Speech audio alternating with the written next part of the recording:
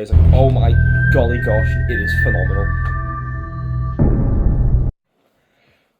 Hey everyone, so this is it's not going to be a summary, this is my review of the Hunger Games, Sunrise and the Reaping.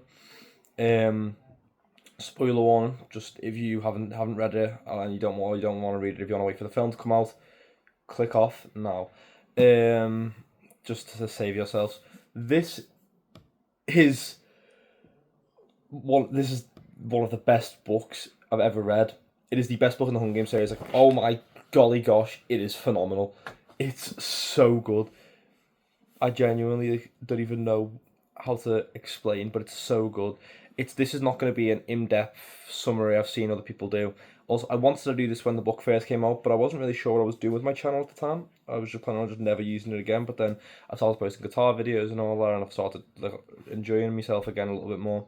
Probably not going to do gaming anymore though. I quite like the it's not really it is, I guess it is real life sort of, but like the camera on my face, because my beautiful face is right here. Like, just looked at. But I like it. I don't, gaming isn't as fun for me as it used to be. I feel like I've kind of not grew out of it, because I do love myself. I do still love gaming, but it's just not the same as it used to be. And so yeah, I want to do this video now because last month when it first came out, I wasn't gonna do it at all, but I wanted to, but I wasn't gonna use my channel at all. And now I'm using my channel again for other things. I decided, do you know what? I may as well do it. So I have read all of the Hunger Games books. They're all down there, and they are all phenomenal. One of my favourite books is by Percy Jackson. I'm here to talk about this amazing book. I'll give a quick thing. So the Hunger Games, there's 12 districts, 12 being the poorest, 1 being the richest, I believe, most powerful, whatever it is. And in 12 there's the town, and there's like the scene, which is like the really poor bit of the poor district. And every single year there's 2 random people selected to go into the games and fight to the death. The winner gets to live in the victor's village, and they get money each month, whatever. That's just how the games work. So they all go to fight. There's 24 people. 24 people. 12 boys, 12 girls, and every single year they all go fight to the death. And there's only one victor, except in the 74th. But we're not there yet. This is the 50th. But every 25 years there is a quarter quell. That means that. And there's a twist for every single quarter quell. The twist for the 25th, which we haven't seen nothing on the 25th. We just know what it is. Was that the district had to vote who was gonna be sent to who was gonna be reaped, who's gonna be sent into the games. And for the 50th, which is this one, there is double the tributes, and that means that instead of there being 12 of each, there's 24 of each. So there's 48 tributes to fight against each other to the death. Only one winner, remember. And Jesus Christ, it's just so good. And then the 75th, which is Catching Fire, for the people who have read the books, also or watched the films, is picked from a pool of victors of the previous winners.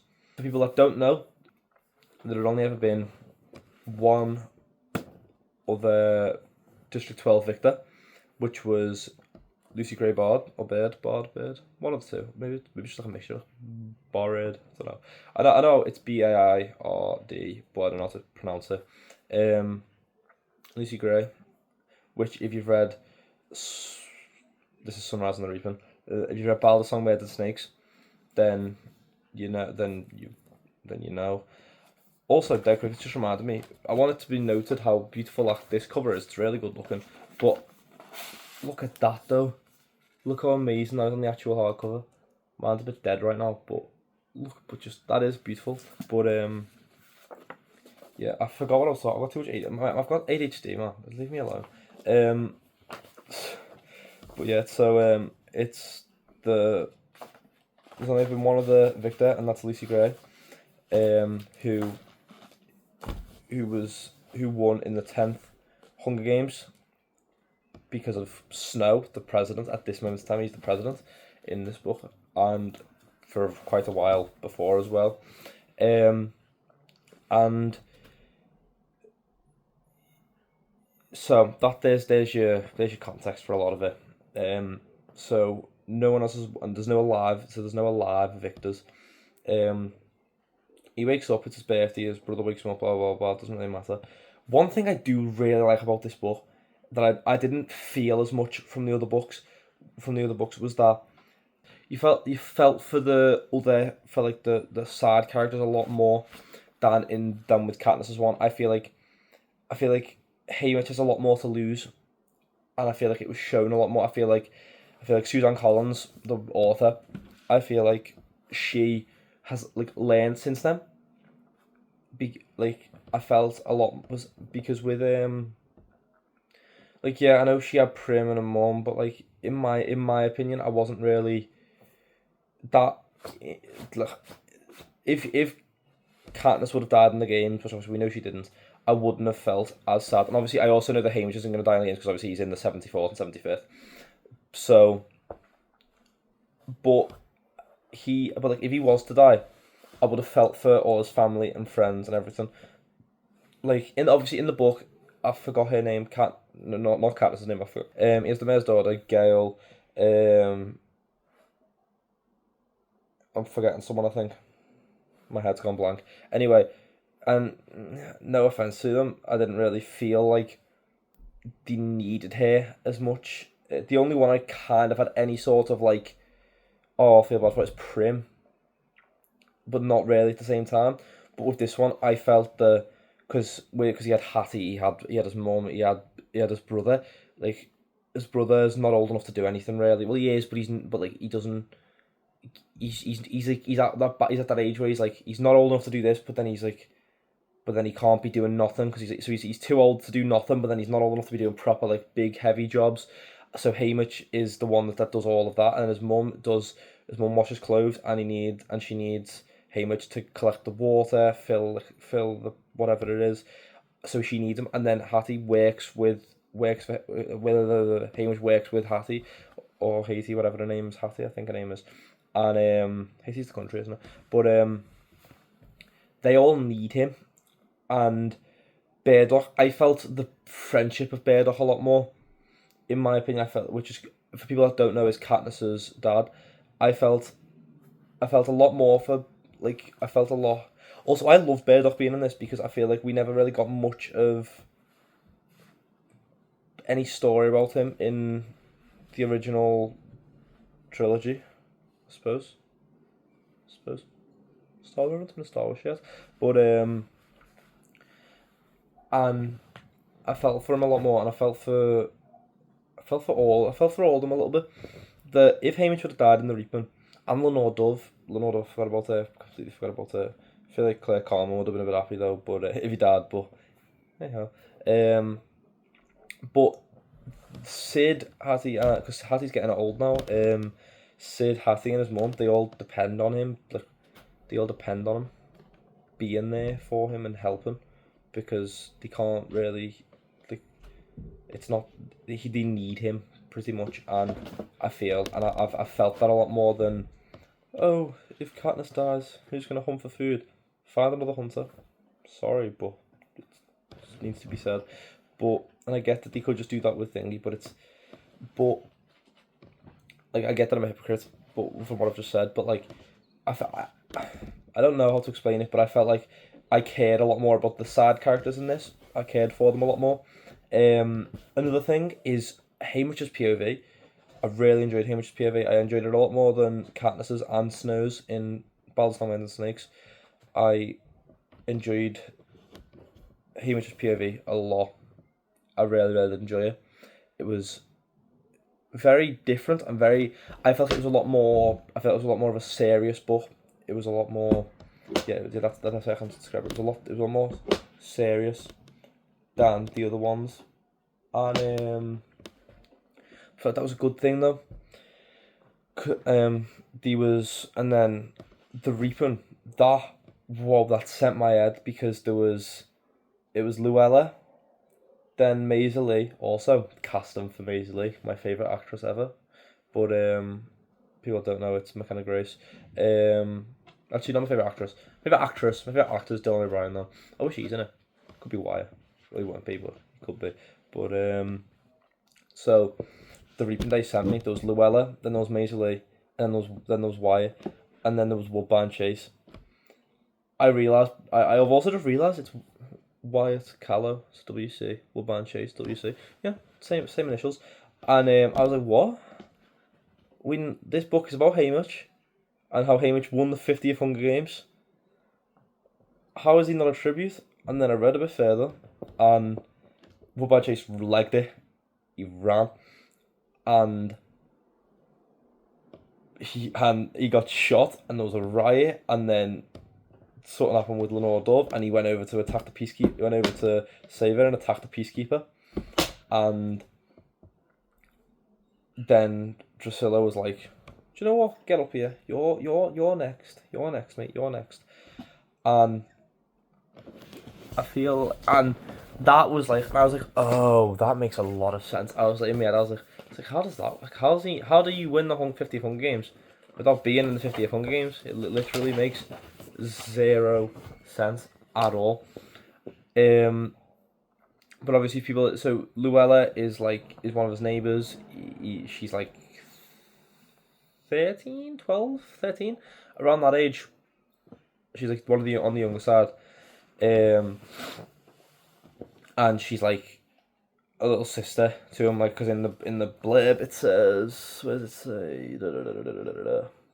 Capsule with the three of the District 12 tribute, a young friend who's nearly a sister to him.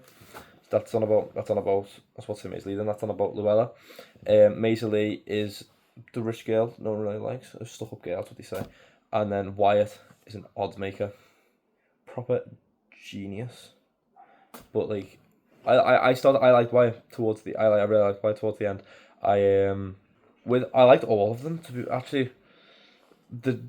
The chariot race, that chariot race was a bit was obviously that's when so Luella died in the chariot race, and he went and grabbed the body, he legged it, and then went over and then came over to Snow and placed her dead body in front of Snow, and Snow was furious. Snow was like, "Excuse you, Kerr," and it's like. And she was dead, and I was like, "Oh no, what's gonna happen?" And then, fast forward after a few days, they've done whatever they've done. They went into. I don't really care about all the minor stuff like inside, like them getting changed or whatever, getting all the hair burnt off the body with some weird chemical. But I'm gonna fast forward to when he goes to Plutarch's mansion. He had like a bunch of pictures of his family, whatever, go blah blah blah, we don't care. Then Snow comes in. Snow's like dying, throwing up everything because of some bad oysters that he may or may not have poisoned. People don't know what Snow does is he poisons his enemies but eats the same food as them, so that way no one will be suspicious that it's him that's poisoning them. So pretty much if I had oysters there and but I brought them from the same like plate, and both plates are poisoned, including mine. If I ate my own, and they ate theirs from the same plate, so no one can say it was due to him. So and then he just got really ill, and he had to drink stuff, or he had to take stuff like medicine to cure to make himself like better, and he said a bunch of other stuff. What was it? Is this the one where he was talking about the pictures of Leonardo and your family should be free to enjoy? Yeah, so he threatens them and he's like, so I should be thanking you. You should, although perhaps not for that. For what? You're sending me to my death in the games. Yes, your behaviour is guaranteed. That's how he said he's going to die. Yes, your behaviour is guaranteed that. There it is. In case I have a shred of hope left, straight from the horse's mouth, allies or no, I'm a dead man walking. On the good side, he continues, with you out of the picture, Leonardo and your family should be free to enjoy a long and happy lives. And blah blah blah, Snow lands on top, whatever. And then he goes, without shifting his focus from me, he calls out, Hide and seek is over. You can join us now. Who is he summoning? My torturers, brought in to reinforce his threat. So no more unauthorized chariot rides, I think. No mocking me on or off camera, he continues. And I have a belated birthday gift for you. I want to treat it with the gratitude it deserves. He inclines his head in the direction of the conservatory. Standing in the doorway is Luella McCoy. That's the girl that died at the chariot race that he placed in front of them. I was so confused because I read that and I was like, huh? How does that work? And what I say, I was confused. I was like, that makes zero sense. And oh, that was a fly. But so that happened. But Snow, I love Snow anyway. Well, I don't love him, I hate him. I really do hate his character because he's evil. But phenomenal villain though. Really, really good villain. Like actually though, like one of the greatest villains in movie history, in my opinion. The actor that played him in the films, oh my god, he just knew he just knew how to be evil. Not fully convinced that the actor isn't evil himself. That's maybe why he knows so much about being evil. But Jesus Christ, really, such a great casting on that part. And so yeah, like so, Luella came back, but it wasn't her though. It was a body double, because no one saw what happened in the chairs except for people that were there in person. He spat on he spat on the guards, I believe. He spat on a peacekeeper, whatever, or was it on an audience? Don't know. But anyway, Luella's not real.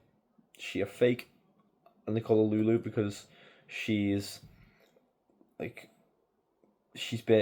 girl from District 11, which we find out later on where she's from because of a song that they all sing on the way to the games.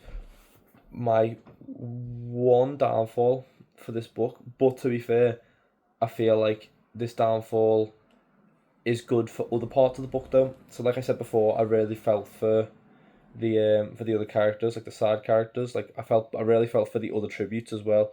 I really felt for the other tributes with everything going on. I really felt for the other tributes, like from other districts as well, not just 12. Like I really started to like Wyatt towards the end. Like when I say towards the end before he died, I did really like him, and I feel like so that was all before the games. So the only downfall is that the games were very late into the book. It's about 380 pages, and you've got to wait 210 pages for the 211. I believe it's page 211. That's when the games start. Let me check. Yeah, page 211. Ladies and gentlemen, let the 50th Hunger Games begin. And so that I wish it would have been sooner, but if it would have been sooner, then there would have been less time in the book to let me feel for the side characters. The arena, I can't wait to see that thingy, because it's the whole thing of the arena is that I'm sorry. Also, by the way, I'm really sorry if this is really, really like out of order, but the arena is like the whole point of the arena is that it's really beautiful. It's like the most beautiful arena there is. Like one of the it's meant to be. Like, there's meant to be a beautiful meadow. There's forest. There's a mountain. Everything. I'm missing out a lot to be fair, but I'm just kind of I'll go back. But before the arena, I was just on about the arena. But in the arena, everything's trying to kill them. Everything is poisonous. Everything. Haymitch finds this out when he starts drinking the water, and he sees a rabbit drink the water, but because the rabbit's smaller, so he starts drinking the water from the stream. So he ran. Okay, I'll go to the beginning of the games. So they came up, ladies and gentlemen, with the young games. He's looking around. Everyone's like confused, like, whoa, this is beautiful. And then he focuses up because he sees a rabbit, and he focuses up. There's a lot of rabbits, to be fair, I've realised this. But he focuses up, and then the second the is it a gong? So I'm probably completely wrong by the name. Don't know. It goes gong. I know that's the sound of it. It goes gong. But and then he legs it towards the backpack. Go towards the backpack. He grabs a knife, a spear, and the backpack, and then he runs straight to the forest. He runs far away from the newcomers, which is the allies of one. No, not one. What? One's tribute things. So the careers are 1, 2, 4, and 5, and then the newcomers are 3, 6, 7, 8, 9, 10, 11, 12. So there's 4 career districts and there's 8 newcomer districts.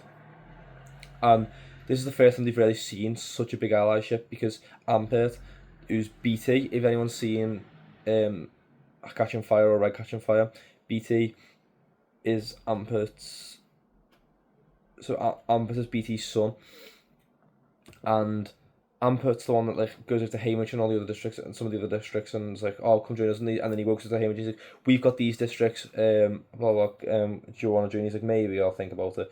And then and then when they finally all join together, he goes to the other. Then Hamish gets 6 on their side because he gives them the lunch, because Panache, I don't really know how to pronounce his name, goes and just takes all the food or whatever, throws it on the floor or whatever. So then Hamish goes over, gives them the food, and then takes it, whatever. So we're back to the game. So he runs away from the newcomers. Because he got a 1 in training with the he got a 1 in the game makers like thing, and because he's like no, he uses an excuse because he's trying to break the arena. He needs to find a mutt or a mute. What's it called? Is it a mutt portal? I think that's what they called it. I can't remember the exact name of mutt portal. I believe it was. And he needs to go down to sub A, which is the below thing. It's just like it has the water tank, and BT wanted him and Ampert to go and flood the arena. He wanted them to. He said that if the water floods sub A, he wants to flood the brain, and then everything goes really bad for a minute, but then everything comes back up because they still got a generator, and then. Whatever, but before all that happens, Lulu finds him. Wait, no. Yeah. So he legs it to he legs to the forest, runs away to the north, which he finds north from the sun. He legs it to the forest, and then once he's far enough away, like 2-3 miles away, takes it back out. He looks what's through his bag. He's got 2 gallons of water, a few potatoes. What else was there? Charcoal tablets. Potatoes, water, charcoal tablets, a hammock, I believe. And something else, I think. I might be wrong about something else. Anyway, there's food there. But then he looks around and he's like, there's potatoes there, there's water there, why are they giving me this? Is this like some sort of sick joke? And why are they giving me charcoal tablets? What am I going to need them for? And he's like, this is some sort of sick joke. Like, why would everything be so easy to, like, get? Why would they give me stuff that's so easy to get? So then he walks into the stream, starts drinking the water, and then he sees a rabbit drinking the same water, and the rabbit, because it's smaller, it dies. It gets really sick quickly, and then he's like, maybe they gave me this not because it's not as a joke. Maybe they gave me this because everything's too good to be true. Everything's too easy to get. Food, water, it's all too easy to find, and. So everything's too easy to get, but he'd already drank the water at this point, which is poisonous, and he goes, and then he takes, and he starts feeling like getting sharp pains through his stomach, which he mistakes for drinking cold water on a hot day, which he gets a sore stomach from, and then he takes the charcoal, which help him throw up, they help him throw up, and he's throwing up everywhere, and he goes and. He's shivering and he counts who's died at this point. I think there was 20. No, I think there was 20 of them that died. Maybe a bit less, maybe a bit more. I think there was 20 of them that died. Yeah, because there was no wait. Maybe it was. There was a lot. I think there was like 20 odd that died. So he goes. So he counts them in the sky because they'll show up in the sky while the anthem's playing. Then he goes and hides in a bush where it's pure like shaking, whatever. He goes hard in the bush, thinks he's called himself up, but he hasn't, and not very well. Boots are hanging out. there's a his like handkerchief that he gets is like just hanging up there. Then Lulu finds him, pulls him out, and he's like he well no sorry he hears it first and he goes find Hamish, and he grabs she grabs Hamish's leg, boots, whatever. I think she pulls him out. I believe that's what I was a bit confused by that bit, but I think that's what happened. Whatever else happens, he finds whatever Wyatt's dead, which I feel quite sad about, and he died trying to protect Lula, and so that happened. Then she dies because of some plant that she falls into near a berm, I think it was called, and he's very sad. He runs the game makers and he runs away from the gate from like the hovercraft thing, and but then he places it down and he's like, you know what? What goes away once that he gets. Is this when he gets hit by the butterflies? Or was it beforehand? At some point he gets hit by butterflies. I think it might have been then by blue butterflies that like electrocute him. I believe it was then. After, and that's how he gets away from. That's how the game makers get him away from Lulu. And then Ampy, and then he goes looking for Ampy, finds Ampy, and he goes and they go and drown the brain, whatever. He does that, but then when he gets up from the ladder from down Subway, when he gets up, Ampet's gone. He's not there, and Ampet's not there, and then he goes and sees a bunch of squirrels, just all gnawing on something, and then one of them looks at and two of them are fighting. Two of the squirrels are fighting, and one of them gets like booted over towards Hamish's feet, and then he looks at him, and the squirrel looks at Hamish but ignores him. I believe he's a mutt, and he looks at Hamish, and Hamish sees an electric blue piece of fabric in between its teeth, and he realises that's exactly what District 3 wore, and that's exactly what District 3 wore, and he was like, and he's like, no, and then he sees, and then they all run away from it, and it's just bone.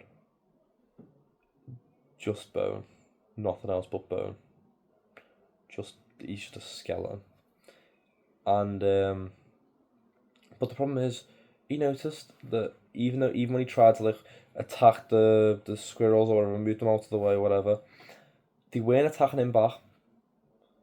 And this is where I was like, why aren't they attacking him back?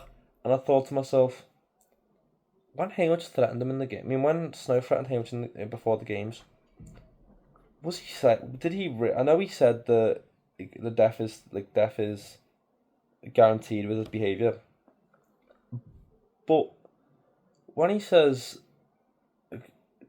death is guaranteed, does that necessarily mean that he means Hamish?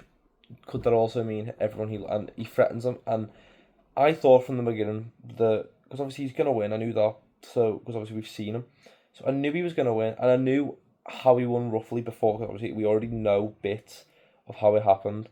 And Snow threatens him, and I was like, we know he's gonna win, but I believe I was like, if Hamish, because obviously Hamish is gonna win, when he says that death's guaranteed and when he threatens him, was he threatening? Was he saying that he didn't necessarily mean that he was gonna kill Hamish. He could have also meant that everyone that Hamish loved would die, and that was the real threat. And like that's why none of the things attacked Ampy. And that's why none of the things that attacked. That's why the squirrels that attacked Ampy didn't attack Hamish. And then later on in the book, he meets with Maisie. Maisie saves him from Panache, and the other career that I can't remember the name of. And she blow darts, and Maisie blow darts him in the neck or whatever. But I feel as and then after a few things happen, they eat whatever, they become siblings, whatever the hell it was. Um, she then got attacked by like swans, I think it was, or geese, and once again, they had no interest in Haymitch in the slightest. And then there was, I believe at this point there was 3 tributes left after Maisley's death, which was Haymitch, Welly, and Silka. And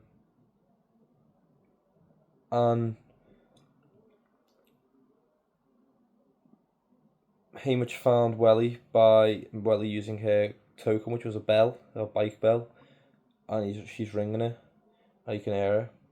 And then she's in a tree. He goes up. He tries to give her food. Was it medicine?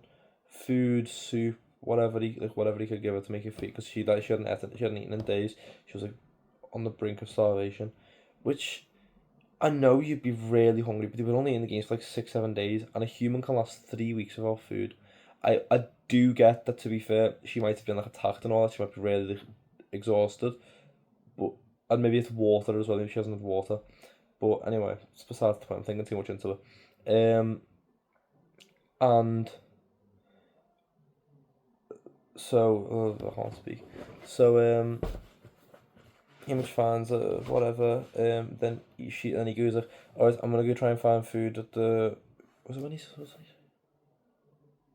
he was gonna go down to light a fire to bake potatoes for her to eat, and she's like, don't leave me, whatever." So even though he's only going down, like he's like, "I'll only be a few minutes," and whatever. She didn't know, so he carries her down, and he goes and hides her, and then he comes back, and then he goes and like, goes somewhere, and he gets a new sponsor gift, and this one is a pitcher of milk, and he's like, and then he thinks in his head, on one hand, I've got to go give this to. I've got to go. If I don't give this to Welly, then people will think I'm horrible. But then on the other hand, he knows that it's poisoned. He knew for a fact it was poisoned. He knew it was from snow. He knew for a fact it was poisoned, and he couldn't. So he couldn't, so he couldn't drink it himself. He couldn't give it to her because he knew it was poison. He knew it would kill her. Because he didn't want to kill her, but if he would have gave it to her and she died, the people around wouldn't have thought of anything different, because it was like, how could he have known? But then if he didn't give it to her at all, then people are like, oh no, you should have gave it to her. But then if he doesn't drink it, so at first he was like, I think I'm gonna pretend to fall and spill it all when he's on his way back, and then he hears something, and he throws the milk and just legs it over. And then he sees Silka holding her severed head, just in the air, which I think is slightly psychotic and a bit darker in Hunger Games book, but holding her head like that while her body's over there with a token. And then all of a sudden, whatever else happens, they scrap, whatever, axe fight, whatever. She throws the head aside. Oh yeah. Also, Haymitch figured out when he was with Maisie when Maisie went off to go do whatever she was doing before she got attacked by the geese, he threw a stone over the edge. Well, knocked the stone over the edge, and it bounced back up. And he threw another one, and it bounced up straight back into his hand. And so he figured this out.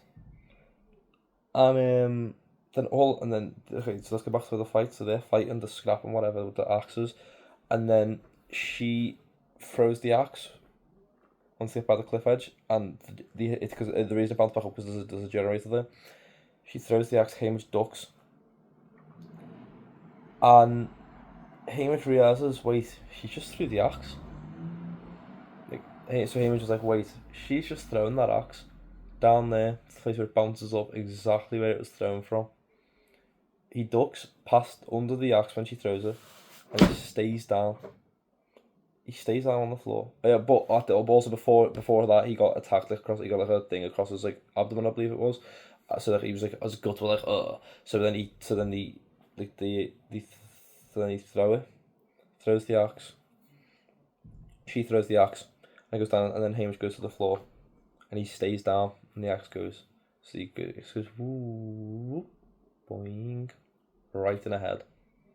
right smack on her head. She dies. But then again, at the same time, he's on the floor like that, and what he does, greatest thing ever. So he has explosives, he has the fuse, he has the blast cap, and he has his flint striker that Leonardo gave him. And he lights the fuse, throws it over the edge of the generator, and he just lays there. And he is. Boom. Then he wakes up in like a lab of some sort. He's got stitches on his stomach, he's in horrible pain. Then he's got to go. Then he gets out. Blah blah. He sees. Oh yeah, Mags and Virus are his like. What are the words? Mentors, and so Wags and Virus are his mentors, which I forgot to mention. Oh yeah, then he wakes up and he wakes up in the Victor's apartment, in the tribute apartment, where no one else is there, only him, and it's empty. The streets around outside are empty. All he can do is watch the telly, and he just sees old clips of games, old clips of old Hunger Games, and one of them is the 10th, where Lucy Gray is singing. Is it "Can't Take My Charm"? Can't take my charm, can't take my humor. You can take my heart, but it's just a rumor. That one. Nothing you can take was ever worth keeping. Was it that one? That's what Maisley's grandma said.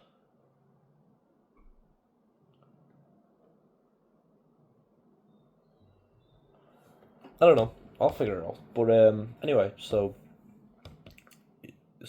he sees it, and then he realizes, wait, that girl is talking about someone to someone, and he realizes, wait, who's that fella over there with the curly hair? And he's like, that's Snow. He's like, that is Snow. And then he does this whole he does this whole thing, and so he does this whole thing. I can't remember the exact order, but then he goes back to District 12. He finally gets back, and he's got all his friends in the coffins, basically Wyatt and Luella, and so there's Maisie Lee, Wyatt, and Luella, and he gets back to 12. After everything he's been through, he's like, I think we've just.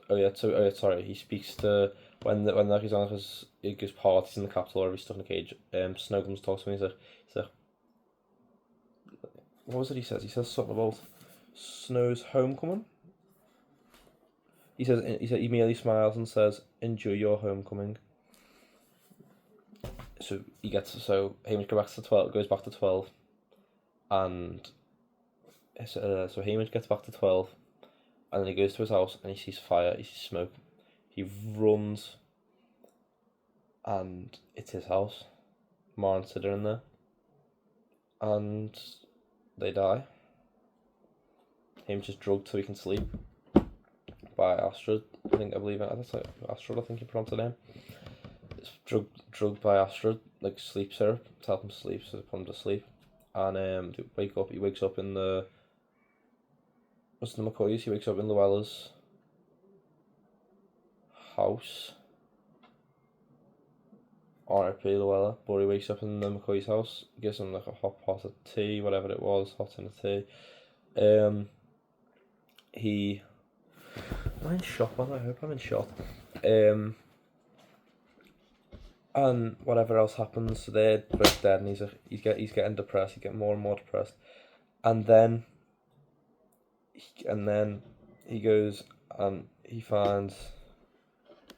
Oh yeah, Leonardo's been arrested because she's a rebel. Whatever, blah blah. We don't care. She gets out, and then he goes to wait in the meadow the next morning for her after she's got out.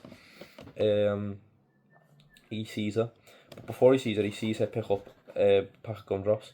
And before Hamish went off to the games, he gave Sid a pack of gumdrops to give to Leonardo. And he thought that she left them there or dropped them or something. So he picked up So he picked up the gumdrops. She picked up the gumdrops that were on the floor, and he just sees and picked them up and was like, "Oh, they must be the ones that I bought her, whatever." And then they went and spoke, and they were like hugged, kissed, whatever. And then she feeds him a gumdrop. He feeds her a gumdrop, and she goes, "Oh, not once we've I did, we can go with the other one." And he's like, "What are the ones?" And he's like, the ones that Sig gave me." And he's like, "I thought these were the ones that Sig gave you." And he looks in, and it's not it's not a pack of bright, vibrant rainbow colours. They're just blood red ones, blood red, like Snow's rose. And he's like, "Spit it out. Where's the other one? Spit it out. Like, spit that one out." So he split it out. And he's, "Where's the other one?" He's like, "I swallowed it." And then after a few minutes, after like a minute or so, she finally realizes, like, "Oh," like, and she tries to like vomit, but she hasn't eaten in days. And Claire Carmen comes and finds her. What comes? So Hamish is like, "Help, Claire Carmen, help!" Whatever, Tam Amber, whatever. Is it Claire Carmen and Tam Amber? I believe it is. And they come and try to help, and they can't. And then he goes, and he gets really depressed. He starts drinking. He's like, and then Plutarch comes to him at the end, and he's like, "We need you for this war, whatever. We need you for this war." And throughout the whole of the last chapter, it has one of my favorite poems of all time, which I find I do like myself a good poem, and I just find it really interesting the fact that I knew the poem before I read the book, and I feel like I enjoyed it a lot. The fact I was like, "I know this from somewhere," and it's The Raven by Edgar Allan Poe. That's where Lenore Dove gets her name. Quoth the Raven, nevermore. Let me just find a thing of it. Let me just find a piece of it. Where's the bit where it says Luella on it? Which way Luella gets her name? Let me explore. Okay. Doubting, dreaming, dreams no more all ever dared to dream before. But the silence was broken, and the stillness gave no token, and the only word there spoken was whispered word Lenore. This I whispered, and an echo murmured back the word Lenore. Merely this, and nothing more. And this is like, but the silence was unbroken, and the stillness gave no token. And the only word spoken was the whispered word Lenore. This I whispered, and echoed murmured back the word Lenore. Merely this and nothing more. But this it is. I knew this poem. I've known this poem for a while. It's a very good poem. I think I learned it in school a while back. Maybe, or no, it wasn't. I learned it in school. It wasn't like on the curriculum. It was because one of my English teachers knew that I liked poems and liked reading, so she gave me a poem to read, and it was The Raven. She gave me a few of them. So it's The Raven by Edgar Allan Poe, and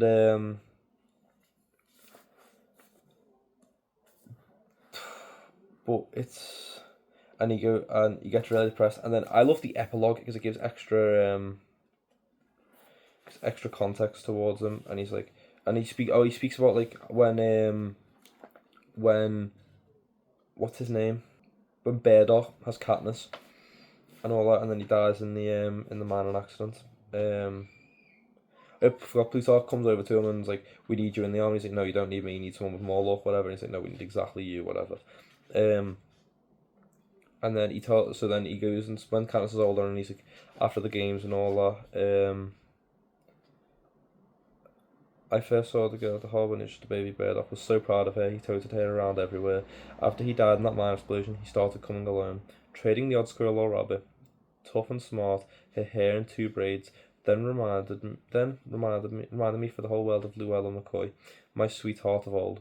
And after she volunteered for the games, that nickname couldn't help but slip out. I didn't want to let them in, Hare and Peter, but the walls of a person's heart are not impregnable. Not if they have ever known love. That's what Lenore Dove says anyway. I didn't want him to have anything to do with their memorial book after the war. What use? What point? To relive all those losses. But when Burdock's page came up, I had to mention him showing me the grave, and I felt compelled to tell them about Maisie Lee Donner, former owner of the Mockingjay pin, and how Sid loved the stars. Before I knew it, they all came tumbling out. Family, tribute, friends, and comrades in arms. Everybody, even my love, I finally told our story. A few days after that, Katniss showed up with an old basket filled with goose eggs, not to eat, to hatch. I raided a few different nests, so they can breed all right. Never mind what we had roast goose for dinner. Never mind that we had roast goose for dinner. She's not an easy person. She's like me, Peter always says, but she's smarter than me, or luckier. She's the one who finally kept the sun from rising. Peter fashioned some kind of incubator, and when the eggs hatched, Mom was the first face those goslings saw. Sometimes they just, I can't speak. They just graze on green, but on fine days we've been known to wander over to the meadow. Lenore Dove likes it best there, and I'm content where she's content. Like the geese, we really did mate for life. I'm not sure I'll be here in the old there before much longer. My liver's wrecked, and I only dry out when the train's late. I drink differently these days, though. Less to forget, more out of habit. When my time comes, it comes, but I have no idea when that will be. I know one thing, though. The capital can never take Lenore Dove from me again. They never really did in the first place. Nothing you can take from me that was ever worth keeping, and she is the most precious thing I've ever known. When I tell her that, she always says, I love you like all fire, and I reply, I love you like all fire too. The end. I just read the epilogue there, because I'm not going to read the whole book to you because it'll take me a while. But there's the epilogue. 2 pages of epilogue. And I'm sorry if this is not a summary, this is just my review. I've missed a lot of things, I know I have. But I just need it to be known that this is one of the best books I've ever read. And it's the best Hunger Games book, without a doubt. Really enjoyed it. Like, oh my god, phenomenal. Sorry, God, didn't mean that to use your name in vain. But, oh my golly gosh, phenomenal. I hope you all enjoyed this. It was a bit different than usual, but I'm planning on doing more. I've got Of Mice and Men over there. I read it in school a while ago, but I don't really remember it. I've never seen the film, but I want to read it. I'll probably do a review on that. But yeah, I hope you all enjoyed this, and goodbye.